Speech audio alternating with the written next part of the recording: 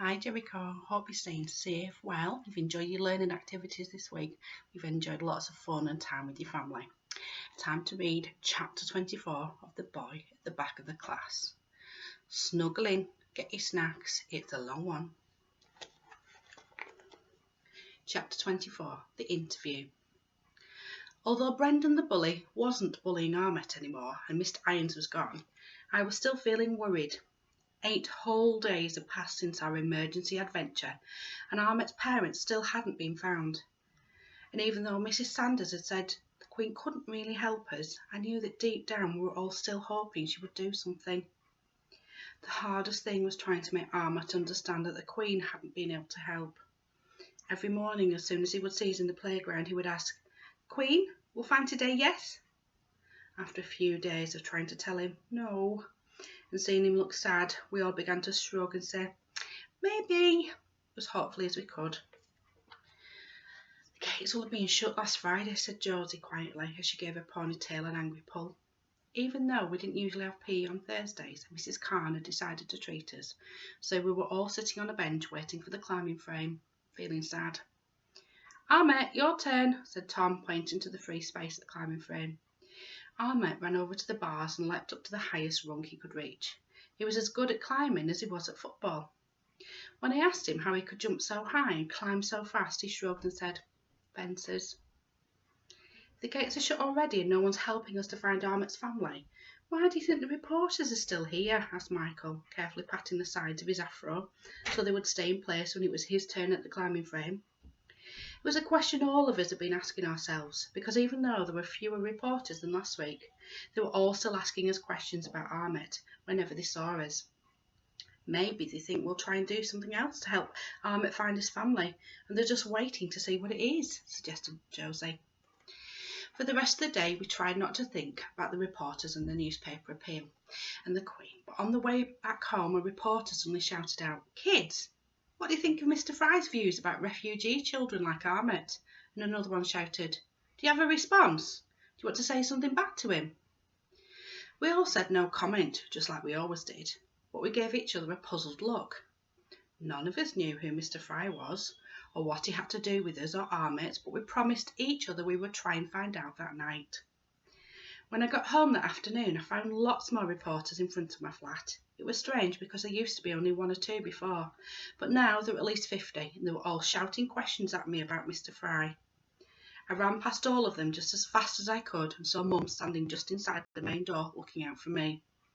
"Mum!" I cried out, running up and hugging her as she quickly buzzed the door open. "You're home early." Mum hugged me back and hurried me inside. When we got to our flat, I could see the television was on, which was another sign that something odd was happening, because Mum only really watches telly at night.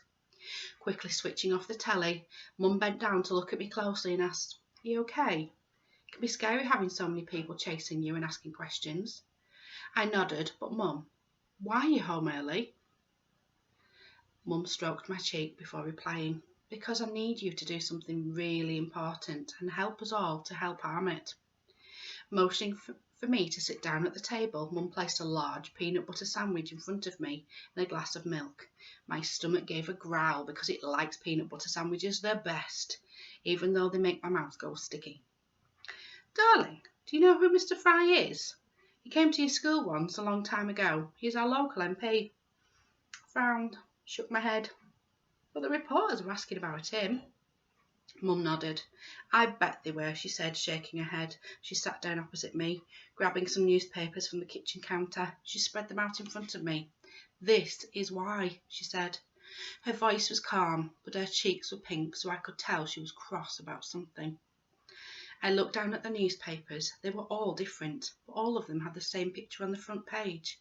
It was of a man with grey hair wearing a dark suit and a blue tie, and above him in big letters were headlines like, "No more, refugee influx flooding Britain, and Britain's needs must come first," and "MP Fry labels Buckingham Palace kids radical refugee terrorists." My heart beat fast at the last headline, but before I could read anything else, Mum gathered the papers back up again. "Let's put these aside for now, darling. I don't want you to read the articles because most of it is just silly nonsense." I watched as Mum turned to put the newspapers back onto the counter and then faced me again.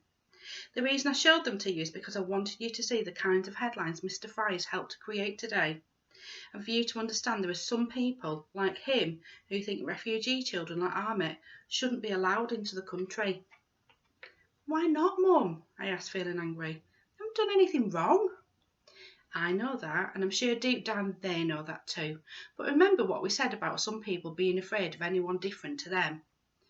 So you mean Mr. Fry and all the people like him are just like Mr. Greggs? I asked, scrunching up my nose as if the name smelled. Yes, exactly, grinned Mum. After a few seconds, the grin disappeared. There's also something else you need to know. Mr. Fry, you see, has said it was Ahmet who made you and Tom go to Buckingham Palace that day, and... But that's a lie! I cried out, feeling my cheeks begin to burn. I know it is, darling, and so do lots of other people. So that's why I've had a long talk on the phone with Mrs. Sanders and, well, we've come up with a plan. I sat up and, pushing my sandwich plate away, told my ears to listen extra carefully, because any plan of my mum's would be the best plan ever. Now, we think that people like Mr. Fry shouldn't be on the front pages of any newspaper. It's your story and Ahmet's story that people need to hear. So how would you feel about talking to a reporter today and telling them all about your letter to the Queen and Ahmet, trying to find his family and all the things that you've done for each other? But you told me to say no comment. I know I did, said Mum. I wanted to protect you and Ahmet too, but when people like Mr. Fry start telling lies, it's time to speak out. So you mean I should tell them about the greatest idea in the world, and the emergency plan, and the Queen, and everything? I asked, feeling both scared and excited. Yes, said Mum, but it won't just be you on your own. Tom and Josie and Michael and Ahmet will be with you too. You can all share your story together. I clapped my hand. Mum, that's the best plan in the whole world. Mum laughed and, getting up, said, I'm glad you think so. Now finish that sandwich and let's get back to school. Mrs. Sanders has suggested we hold the interview in your classroom, so we need to be there in... Mum looked at her watch. Half an hour. Plenty of time for you to wash your face and look your best too. Chop, chop. I gobbled down my peanut butter sandwich, gulped down my glass of milk, scrubbed my face, brushed my hair, polished my school shoes, and, checking I had the greatest idea in the world with me in my rucksack, got Mum to tie my school tie extra neatly. I thought I'd done everything in 3 minutes, but then Mum said that was good for 10 minutes, which made me look at the clock and shake my head at it. As we headed downstairs to the main door, Mum grabbed my hand and said, I'm going to have to run very fast to the bus stop. OK, let's pretend all the journalists are zombies out to get us. I nodded and grabbed Mum's hand tightly. I tried to tell my heart to stop thumping so loudly, because there weren't really any zombies around, but it wouldn't listen. As soon as Mum opened the door, I ran just as fast as I could, pulling Mum behind me. I heard her say, In a rush, no comment, until we reached the bus stop. When we got to school and walked into our classroom, Tom and Michael and Josie were already there with their parents, and Ahmet was with his foster mum, and Miss Hempsey too. Mrs. Khan was talking to 2 people I'd never seen before, but Michael told us that one was a lawyer and the other one was a caseworker. What do you think they were all talking about? Asked Josie, looking at the grown-up standing in the corner and whispering. Probably about that horrible MP who's saying Ahmet made us go to Buckingham Palace, I said. Really? Asked Josie. Mum and Dad didn't tell me anything about that. They just said if I helped tell the story, we'd get some money for a proper holiday. Just then Mrs. Sanders walked in, followed by a woman in a suit and a man with a camera. It's them, whispered Josie loudly. The reporters. Everyone, said Mrs. Sanders, waving them forward. This is Miss Hall and Mr. Myers. We looked up at Miss Hall and Mr. Myers, who smiled and waved at us. And this is Ahmet's caseworker, Mrs. Khalid, said Mrs. Khan, pointing at the woman in the glasses standing next to Michael's mum. We all smiled. Let's begin, shall we? Clapped Miss Sanders. First, Miss Hall is going to speak to the 4 of you about the greatest idea in the world, and then she's going to speak to Ahmet, with Miss Hempsey's help, of course, and Mr. Myers will be filming you all and will then take some nice pictures of the plans. Have you got them? Right here, said Mum, holding up my rucksack. After Mrs. Sanders and everyone had finished fussing over our hair and collars and jumpers and ties, we all sat in a row and the interview began. It only lasted 10 minutes, but it felt much, much longer. Miss Hall asked us what made Ahmet so special and why we'd wanted to help him. It was hard answering more than one question at the same time, especially with so many grown-ups and a large camera staring at us. But Tom said it was because Ahmet was the only boy he had ever met who had seen real bombs and guns and had been fast enough to run away from them. And Michael said everyone who had walked millions of miles to come to school deserved to be helped. And Josie said that Ahmet was the best footballer she'd ever seen, even better than her, that it wasn't fair that he didn't know where his parents were. And I said that Ahmet was the bravest person I'd ever met, because even though he'd run away from a real-life war and found it hard to speak English and missed his family all the time, he was still the best kind of friend anyone could have. After that, Miss Hall asked us about the greatest idea in the world and the emergency plan, so we showed her in the camera the drawings and talked about how we'd gone to the Queen for help, because we thought she could do something. "Now you're disappointed that the Queen hasn't contacted you?" asked Miss Hall. We all nodded. "What would you say to her if you could? In fact, what would you say to everyone out there listening to you today?" asked Miss Hall. "That the gates need to be kept open," said Tom without hesitating. "Yeah," said Michael, "they should be kept open for everyone like Ahmet." "And everyone needs to help Ahmet find his parents," said Josie, "because it's not their fault they've gone missing." Miss Hall nodded and looked at me, waiting for an answer. I wanted to say lots and lots of things to the Queen and the Prime Minister, but instead I said, I think we should all help anyone who's a refugee, just like my Grandma Jo did." I heard Mum gasp as Miss Hall leant forward. "Your Grandma Jo helped refugees too?" she asked, looking interested. I nodded. "In the war, the second one." "And how did she help them?" asked Mrs. Hall. I looked over at Mum, who nodded at me, her eyes wide and watery. "She ran away from the Nazi people, and then she helped other people run away from them too." Miss Hall cleared her throat and, giving me a smile, turned to Ahmet to ask him about all the things he had seen, what he had run away from.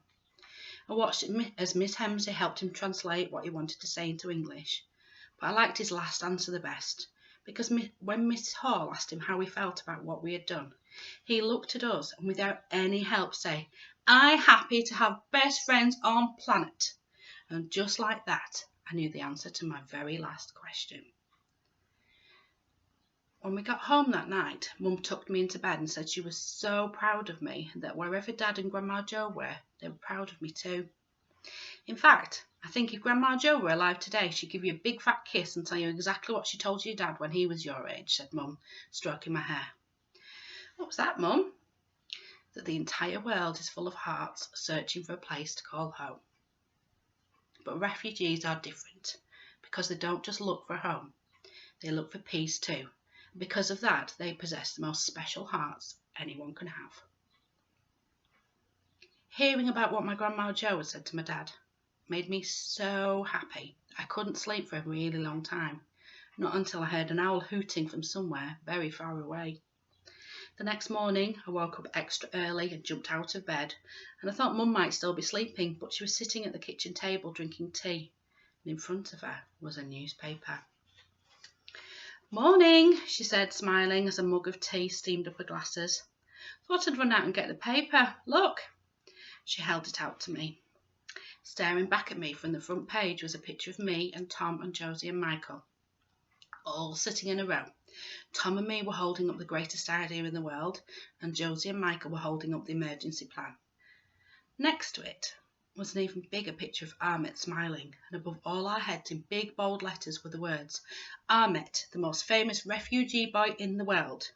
Exclusive, the children behind the Buckingham Palace protest." "Come over here, you," said Mum, opening her arms. "Let's read it together, shall we? School isn't for another 2 hours, so we've got lots of time." Squeezing onto Mum's chair, I read the article with her. It ran onto 2 whole pages, but I liked the bits where Ahmet was speaking the best. He spoke about his family, where they might be, and how he dreamed of being a footballer one day. But he also spoke about his sister being in the sea, and how hard it was being bullied and having horrible songs being sung about him.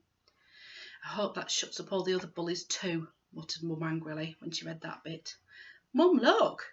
I cried, as we turned over the page to read the second half of the article. "There's you." I leaned forward to see the picture better. Mum was standing next to Tom's parents and Michael's parents and Josie's parents and Ahmet's foster mum, and the words underneath said, Parents unite to fight against racism and champion refugee rights.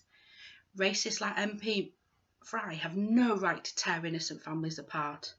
Mum, I asked, after we finished reading the whole article, do you think the Queen and the Prime Minister and the border people will see this? Do you think they might try and help now? Mum squeezed me tight. I don't know, darling, but what I do know is that by sharing our story, lots more people will be talking about it, and that has to be a good thing. I put my hands down on the newspaper and then had another thought. Do you think it might make people like Mr. Fry and Mr. Greggs be less scared of Amit? Not sure, said Mum, smiling. But when it comes to people, you just never know.